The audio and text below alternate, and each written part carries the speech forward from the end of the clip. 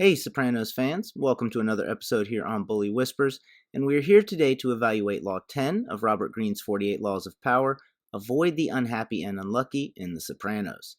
According to Robert Greene, things such as emotional states and discontent are as infectious as a disease. Because The Sopranos have no shortage of either, in this episode we will examine Law 10 by determining which of The Sopranos is the most infectious. AIDS? Nobody's got AIDS. And since Vito pops up later, I'm sure that joke will too, so I figured I'd get it out of the way early. In determining who is the most toxic soprano, we will start with the matriarch of misery, Livia.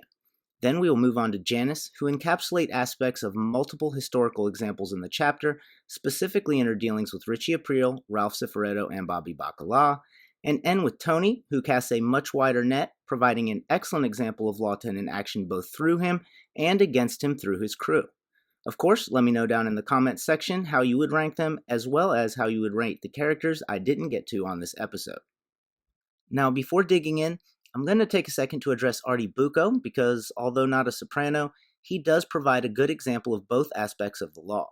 Since the exact wording of the law is to avoid the unhappy and unlucky, he clearly did the right thing in turning down David Scatino for a loan. I need money. Money, Artie. Not much, just... I swear on my kid I'll get it back to you before you even miss it. Baby. No. Bad timing. Whether Artie declined for practical reasons or not is irrelevant. Even if he had been able to and lent Scatino the entire amount owed, he would never get it back. Scatino was a lost cause. It may interest you to know that his father's now in a mental health facility in Nevada. Which, according to the first soprano we will evaluate, may be the worst place you could be. I'd rather smother them with a pillow than take them to Nevada! On the flip side of the coin, Greene says while there are many types of infectors, one of the most insidious is chronic dissatisfaction, and Artie is usually dissatisfied. Charmaine calls him out on being jealous of Tony's money, and he himself admits to being jealous of Tony's instincts, but it's most noticeable in his unhappy marriage. This dissatisfaction lends to him doing things like falling for women who are out of his league and getting into fights over it with their respective men, all leading to the end of his marriage. It's important to note here that the dissatisfaction in the marriage was mutual, and the primary source of Charmaine's dissatisfaction with Artie seems to be his relationship with Tony, which is just another example of the negative effects Tony spreads to those around him. Now, as unhappy as Artie may be at times, he has nothing on the first soprano we will evaluate, Livia. According to Greene, the incurably unhappy and unstable have a particularly strong infecting power because their character and emotions are so intense. I could stick this fork in your eye! On top of that, they often present themselves as the victim in order to gain sympathy. Look at how I live! And by the time you notice, it's too late. Now, while it could be argued that she wasn't fooling anybody with her act, I gotta tell you, she's like a woman with a Virginia ham under her arm, crying the blues because she has no bread. By that point, the damage had been done.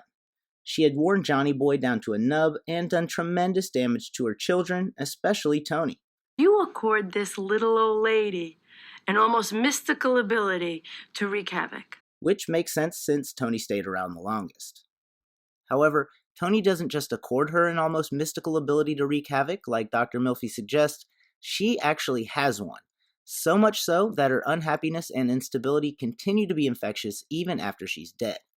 From beyond the grave, even. It is important to note here that while Johnny Boy may not have been exactly a positive influence, from what little we do get to see of him, he does seem to be by far the most emotionally stable of the two parents in terms of dealing with the children, which brings us to Daddy's little girl, Janice.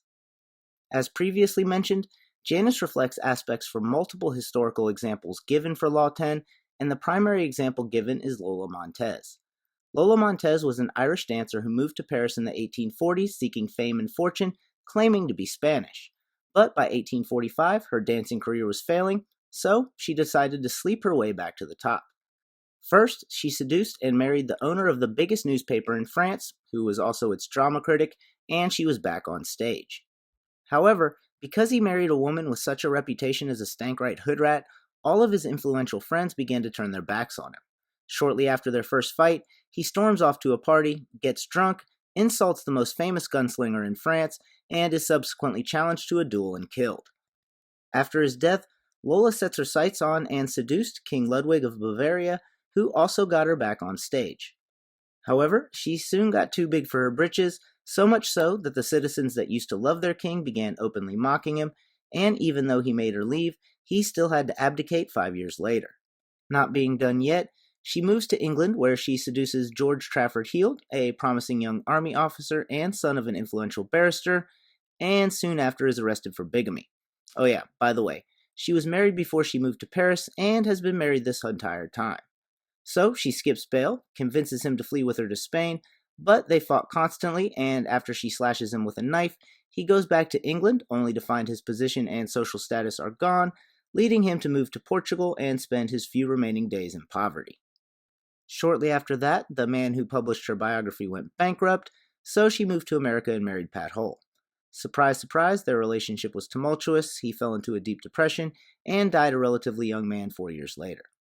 Now, while Janice's resume in this field isn't as impressive as Lola's, she does seem to have inherited her mother's ability to wreak havoc, and provides an excellent example of the infectious power of discontent, especially in her relationships with Richie, Ralphie, and Bobby. The discontented are prone to whispering their discontent often and into the ears of others, and this is exactly what we see right out of the gate with Janice when she hooks back up with Richie. She starts slowly sowing discontent between him and Tony through things such as pointing out how little Tony gave him when he got out of jail, as well as blaming decisions that went against him on Tony's jealousy. See, he just can't handle that our house is going to be nicer than his fucking house. Until eventually, like Cassius did with Brutus in the plot to overthrow Julius Caesar, she turned Richie from being, quote, old school to attempting to recruit others in a plot to overthrow Tony. After being the cause of Richie's untimely death, we see Law 10 through Janice again with Ralphie, although not to the same degree. While she never tried the Cassius maneuver with Ralphie, her chronic discontent does rear its ugly head when she thinks she's found a better option in Bobby, prompting her to lash out at Ralphie and, of course, blame it all on him. Forgot. Sorry, hon. You forgot. So that's just it. You fucking forgot! With Bobby, much like Lola with the French newspaper owner, Janice found a way to work herself into his daily life until he became her man. Once in the relationship, just like Lola, she brings chaos into what Bobby said had been a peaceful environment, and, like her mother, she plays the victim while she's doing so. How could you understand? Your dad was a sweetheart, even when he had emphysema. My house, it was dog eat dog. Of course, Bobby's death isn't her fault, but they did have a child together, and from what little we see, Janice looks like she's going to be the same type of mother as Livia. Poor kid. And this brings us to Tony. As previously mentioned, you can see Law 10 both through him and against him, with the former being especially visible in his relationships with several girlfriends, as well as non-mafia civilians. When looking at his girlfriends, we will focus on Irina, Gloria, and Svetlana, each of whom represent a different dynamic in regards to the infectiousness of unhappiness. With Irina, it's easy to view her as the unhappy type because she is often sad when we see her. However, unlike Janice, who is upset about everything, almost all of Irina's stress seems to be related to Tony, so it's hard to say definitively that she is a chronically unhappy person. Unfortunately for Irina, we never get to find out since Tony infects her new relationship with Zellman during an emotional outburst, emasculating him in front of her and leaving him unable to perform. With Gloria, Tony may have met his match in terms of toxicity in forming what he would refer to as a burning ring of fire type thing. Now, Gloria was definitely the depressed type, so her suicide isn't exactly on Tony, but he was the straw that broke the camel's back, and her death had a remarkably high impact on Tony's emotional state, considering how short their time together was. Svetlana, on the other hand, represents the only way Greene says to deal with the unhappy and unstable. Cut them off entirely. You're a nice guy, but I got my own problems. I don't want all the time prop you up. What, are you fucking kidding me? Moving on to his interactions with civilians, we have already touched on his relationship with Artie, but another good example is Brian Camarada. Now, it's important to note here that things such as greed and ambition are closely related to discontent. After all, if you were truly content, then there would be no need to seek more power or wealth. That being said, by all appearances, Brian seems to be a good, legit guy. However, Tony's greed is insatiable. While we never see him go full-on underworld, we do see, as does Carmela, Tony's influence slowly pulling Brian in that direction. At this point, since we focused on how Tony's discontent has affected others, we will take a bit to look at the discontent of others towards Tony from within his crew, before moving on to a quick final comparison and let you decide who is the most toxic Soprano. Paulie Walnuts provides an excellent example of the chronically discontent and how easily their alliances may change, while Vito provides an excellent example of the Cassius type, constantly whispering words of discontent into the ears of others. Fortunately for Tony, he never realized his ambition, but nevertheless he did try to put that ball in motion. So in determining who is the most toxic Soprano, there are a few things to keep in mind. With Livia, though her infectiousness looms large over a lot of the series, we don't see most of it, so a lot would be based on assumption. With Janice, we get to see a lot more of her instability, but we never get to see her being a mother, which is where Livia did most of her damage, and Janice's infectiousness is limited to those in her immediate circle. Tony, on the other hand, infects far more people and to a far greater degree. However, this isn't necessarily because he is more infectious, he just has more opportunities to be so, and there is no reason to think Livia or Janice wouldn't have done the same thing had they been able to. So, let me know down in the comments who you think the most toxic Soprano is. Well, thanks for watching this episode here on Bully Whispers. As always, like, comment, subscribe, and I'll see you at the next score.